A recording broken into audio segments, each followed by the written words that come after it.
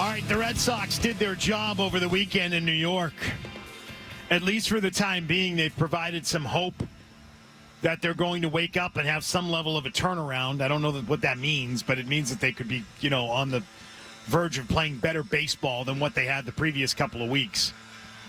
What's your biggest takeaway from the weekend, Milliken? What's the biggest positive? I think the offense is coming alive, which many people didn't expect. The first game you have Walker Buehler go out there and absolutely crap his pants. But even in that game where you're down, 6-0 early, all of a sudden you battle back to make that a save situation. The next two games, first time all season, they've scored 10-plus runs in back-to-back games. I think that, Abraham Toro, Trevor Story getting it going, those are the bats you kind of need to give you something for this team to survive offensively. The fact that they're coming alive against the Yankees and really back to the Cardinals series, that's something we didn't say about the Red Sox the first, call it 2 months of the season. They were a team that scored early and then died. The last two series, they've completely flipped the page. Eddie Turnberger, that's 6, 7, 8, 9 in the lineup that gets it going. Like, Story has 2 good days. Meyer looks good. Looks like he's feeling comfortable, filling in. Kid hit a massive bomb. That's good for you. It's the hitting. I'm scoring runs. I mean, it's a team that hasn't been able to score runs. Regardless of how good the pitching has been. You look at Trevor Story in wins this year, 317, 377, 924 OPS. When they lose, 128, 157, at 285 OPS. The Red Sox go as Trevor Story goes because he was expected to be the second best right-handed bat on this team. Kristian Campbell, what he did in the last 2 games. 2 RBI singles on Saturday. Yesterday with the homer. Those are the guys that need to get going for this team to survive because Trevor Story and Kristian Campbell were the 2 worst hitters in the sport in the month of May. How about Aaron Boone's comments about my man, Carlos Narvaez, who I love? Judge, too. Judge loves him. Oh, my God. Right? Judge was all about how great he is. But in addition to that, you catch Aaron Boone, and he caught himself when he said, I don't know that I saw that. Meaning, I don't know that I saw that he was this player that he has turned into. And again, I love this guy. I want him to be the catcher for the Boston Red Sox for like the next 5 years now, minimum. Lock him up. Lock up Narvaez. And then he's like, no, I'm not surprised by his success because he basically was like, oh, I didn't see that coming. Okay, damn. Wow. Like these teams you've been playing with Baltimore and that. You had the Mets. You had a couple other teams in there mixed in. Angels were, I know they had Trout. But Jesus, watching Judge. It's just so much fun to watch. The broadcast last night was ridiculous, though. He's a stud. 9th inning of the game, the Red Sox are up 4 runs. We're hearing about his daughter, Nora, who spells her name. If you flip it backwards, it's Aaron. And we're hearing that breakdown as the Red Sox. It's Aaron. True. As the Red Sox are about to win the series, it's like, please, I get it. Aaron Judge is incredible. Can we focus on the Red Sox actually doing something in the game? They could have cared less about the Red Sox being out there. Do you feel like Story's success, and obviously a huge night on Saturday night, can carry and is real? He's had a good week, but I have a hard time buying it. It's just so inconsistent, and we saw that in Atlanta. He had the 2 games out there where it all clicked. You go to the next series, and he's cold immediately. Even in the first game on that Friday, they had the lefty come out, Hendrick, and he just blasted 94, 95 past him. I think this is what you're going to see with Trevor Story at this point in time. He can't find consistency out there. You'll see flashes for a day or 2 or even a series, but on a daily basis, it's going to continue to be rough. You ever work with a talent scout? No. Like front air? Try to talk with... Just put your hands, keep them close in front of you, or just like that next time you get into Milliken mode. Thank you, Zoe. The thing I would say about Story, now I forgot my thought. Yeah. I don't remember what I was going to say. Copacabana. Inconsistency, being out there and being able to do it more than 1 or 2 games in a row. I don't remember now. It's gone. Oh, I do know this. He's managed to quiet down any ideas of DFAing him. Not that I thought they were close to that anyway. They should have been. They should have been thinking about it. I doubt they were. They didn't have the balls. It's such a huge dollar amount, and he's going to make them look bad. He's quieted that down now, probably for at least another month. Yeah, you have a week like this. That's it. That conversation goes away, at least in the public. I don't know that they were really having it in those, offices. He's hitting 320 in the month of June. So, there it is. He didn't have a hit in the single Angel series, so you see it's boom or bust when it happens, but... Yeah, they're going to kind of revolve around him, and they're continuing to highlight his veteran kind of personality, the way he can get these young guys together. I feel like it's only going to be amplified as Roman Anthony does come up and they get more young guys on the roster. Nick in Providence on the Red Sox. Hi, Nick. Hey, Mark. So I'm not really impressed by this weekend. I'm not going to lie. I think that they just pulled some games out of their butt, even though they were scoring the runs. There wasn't situational baseball that I found that they were actually, they were depending on the home run again. So I'm just not impressed. The next 6 games, I think, are really crucial, both against American League East teams. They should beat up on the Rays, and then they get the Yankees again this coming weekend.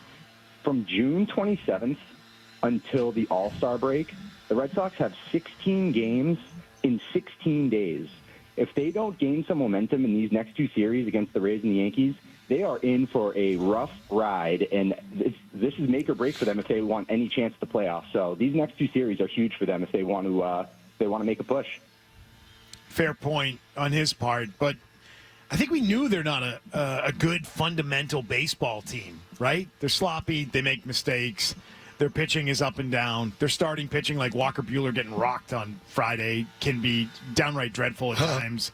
And so I don't think that it changed my perspective on who they are at their core. But winning 2 out of 3 down there at least gives me some hope that they're going to win some ball games. So what?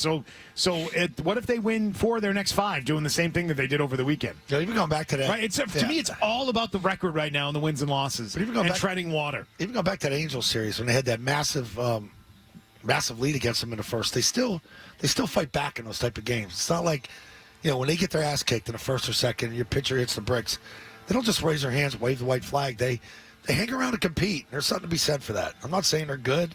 The players have carried the best message throughout all of their struggles. Yeah, you're not losing the team here. That's not in play. Which for a team that is often criticized for not having a culture and not having a leader, well, if you've paid attention the last couple of weeks, they've all been saying the right things, at least publicly. They've put a good face on it, and guys like Story help. Jaron Duran helps. There are guys in that clubhouse that I think have, said and maybe done the right things. Rafaela? Well, I'd throw him in that category. But even he, like you go in this series, he had another boneheaded throw. It was like twice in 7 days. Yeah. You did not learn your mistake. Team. Your manager called you out. Last night, loser moments in the 8th and 9th inning, needing to bring Greg Weisser and Aroldis Chapman in on back-to-back days. That's stuff that, you win last night. It's awesome. You celebrate it. Today, when the bullpen's depleted, that's where it costs you because you're going to need those guys to get through those late-game spots. Instead, Zach Kelly couldn't get the job done last night. Robert Stock, fresh up from AAA, couldn't get the job done. He's probably DFA'd today. I'd be surprised if he even makes it to pitch again. A lot of roster moves over the last several days. Because the bullpen is cooked, and when you're top 3 in innings pitched amongst bullpens, you can only survive so long. This rotation is not what it was a year ago when you were a top 10 rotation in the sport. You're 25th in ERA. Your bullpen dried out at the All-Star break last year. What is that going to look like this year? I already see Brennan Bernardino wasting down again. Well, they've used him enough. They're willing to sacrifice him, essentially, because they know Zach Penrod and Chris Murphy are at AAA. Harry's in the car. Hi, Harry. Hey, Milliken, he sounds like a car salesman on Route 1 somewhere. Because last week he said, we got to send Kristian Campbell down and DFA. When did I ever say? I have never spoke a single word about Kristian Campbell going down. Hey, let me finish. I'm talking Go ahead. to you. Yeah. At least get what you were saying right. Yeah, let me finish. Trevor Story, we got to get rid of him. But I'm going to tell you, it's all about Alex Cora. He changed his lifestyle, Milliken.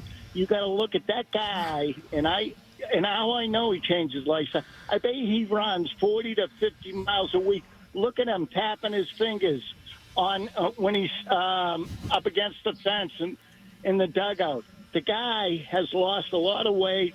He's done a lot of things, but he learned to organize his thoughts so he doesn't have to listen to people like you giving me a headache. I don't care if Rafael Devers didn't run it out. You know what I care about? When he cranked that home run, what was it, in the 8th or the top of the 9th? That's what I care about. All right? I don't care if he never talks to us again. He likes it here. And if he hits 315 with 50 home runs and leads the league in RBIs, that's good enough for me.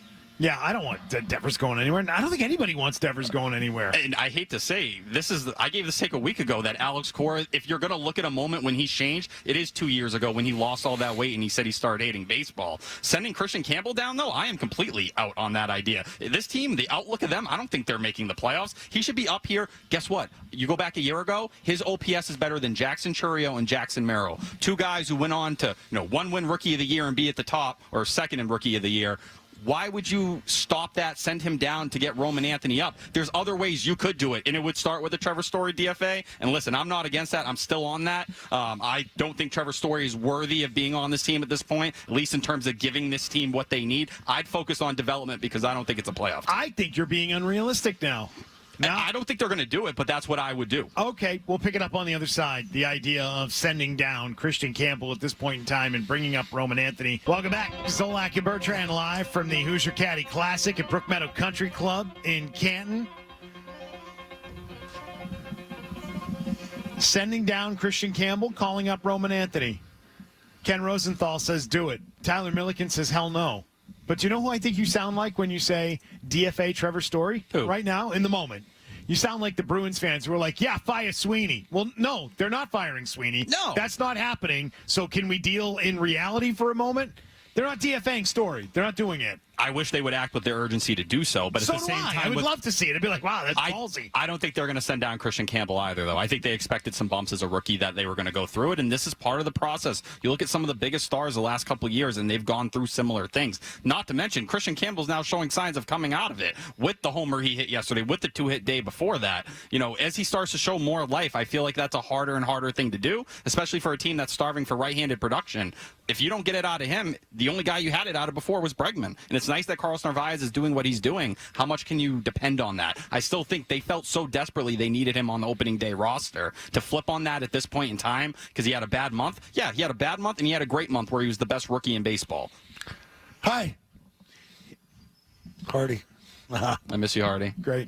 Well, Ken Rosenthal writes for The Athletic, of course, if Anthony remains in AAA one more day, the howling of Red Sox fans on social media and talk radio would be even more justified. And frankly, after Anthony's 497-foot slam on Saturday night with the Tyler Milliken 115.6, you shorted him 0.6 of a mile per hour. I apologize. That's not fair. 115.6 mile per hour exit velocity. The howling should escalate to a deafening level. He says, to be sure, Kristian Campbell warrants grace. He is 3 weeks away from his 23rd birthday, less than 2 years removed from the Red Sox drafting him in the 4th round.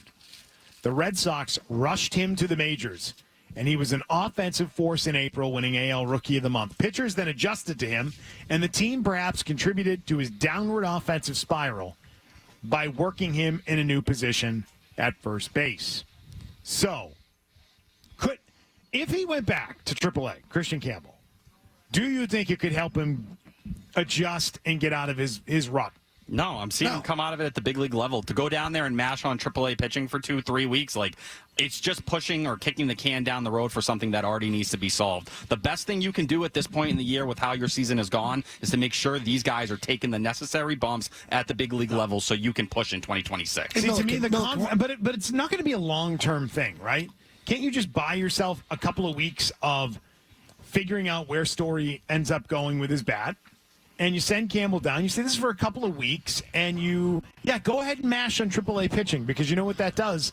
It builds confidence, and it gets you feeling good again, right? And mentally, it puts you in a better place. I'm sorry, it does. I know that it may not achieve anything in making him a better major league level hitter, but it will put him in a great frame of mind when he comes back off of that, and he gets called back up, and he's back with the big club. That would just seem like a really unfair handling of a player that you already jerked around for a month and got him partially struggling because he was trying to learn a whole nother position, which you've punted on and is now longer part of it. Now, if they wanted to send him down to go learn first base a little bit, I'd be a little bit more into the combo. Oh, I don't want that. But then I don't want that thrown into the equation with him. I think, unfortunately, it comes back once Marcelo Meyer's there, or else you get to the same point again. Are you benching Trevor Story? Is that what it becomes? Or it's at least a platoon with Marcelo Meyer.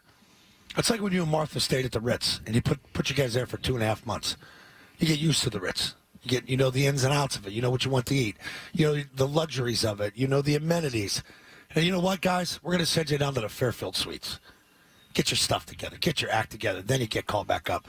Once you're up there and you see what the big leagues have been for a guy like Campbell, like, he's already indoctrinated himself into this club. Let him figure it out up there than down here. And, like, the response is Ceddanne Rafaela going to second base. Like, Ken Rosenthal in that article, his biggest complaint was the defense. And it hasn't been great. It's been a struggle out there. You think Ceddanne Rafaela is going to play a better second base after they essentially have had him taking no grounders all year? Like, that's what it's going to become. To me, let Kristian Campbell get to second and play second every day so he can actually learn the position. You bounced him all year last year at different positions in the minors. He's never actually had a chance to get comfortable and learn. This is the pathway to do it. I don't know. Sending him down and then bringing Roman Anthony up, you're just going to have to fix this logjam again in a couple weeks. Make a hard decision now for once instead of kicking the can down the road like you did over the offseason with the outfield. But you just can't do it after the weekend that Story just gave you. No, or start limiting play or figure out a way to do it. Like, I'd move Ceddanne Rafaela in a perfect world into a utility role, but there's ways to get him time, whether it be shortstop or third base, if you're taking Story out of that lineup, because Rafaela has earned more playing time. He has. Yeah, he has. So who goes? Who's coming off the roster in all of this? Trevor Story would be... Without it being Trevor Story. That's the problem here. I think they're in that stuck logjam. There's really no way to make it work in a way that makes sense for them unless Rafaela is going to just play 3 times a week, which I don't think they want to do either. Well, this is why I think when you start considering it and that Kristian Campbell only played in 19 games at AAA, you can send him back down there. It doesn't mean you're jerking him around. It means... we've got another guy we're calling up because we're trying to get going for a couple of weeks. And as soon as Story falls apart again, then you can make the call on Story and it's fixed. What do you ultimately think Story really is? I mean, Nothing. okay, so he had a nice couple days here. Which he's going to do sporadically. I agree. I agree. But I think it's a really tough thing. If you need to call up Roman Anthony today on this homestand, you're home for the next 6, and you want to do it here, send Kristian Campbell back for a couple of weeks. He's done just what Trevor Story just did. He's had a couple good games where he showed you life and was able to play the position. Give it a Story. You know, like, you can talk third base. I think it'd be more of a conversation to send Marcelo Meyer back down at that point. A guy who wasn't probably fully developed when he got called up for student injury. They're platooning him. Hell, play Trevor Story at short, and Ceddanne Rafaela can get some days at third. Or if you want Rafaela playing short, tell Trevor Story to start learning third base. Here's what I know. No more of this. They need to call the kid up. That's been clear for over a month. It's been clear for many weeks now, and it's the point where it's like you're coming off a good weekend, you're coming home. Why don't you actually wake up and do this now? Why don't you do this? Why don't you try and get back into this to a degree you're beyond the point of what more do you need to see? Right, like, what else is there, that. you idiots? Nothing. The players just cheap. You need them to cheap need a 500 bring foot them up.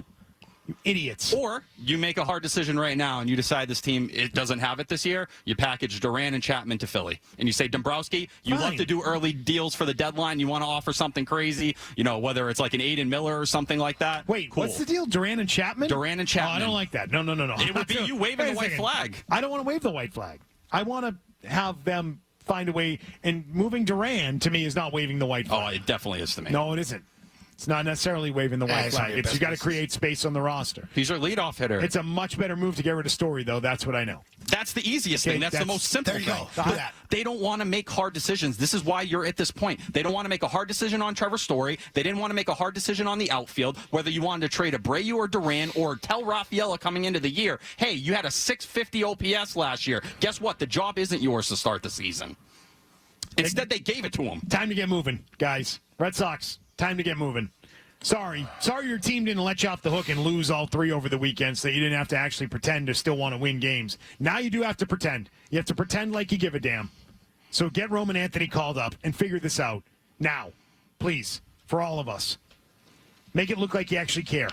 That you're not... Right now, they look like a team waving the white flag, is what they look like without calling him up.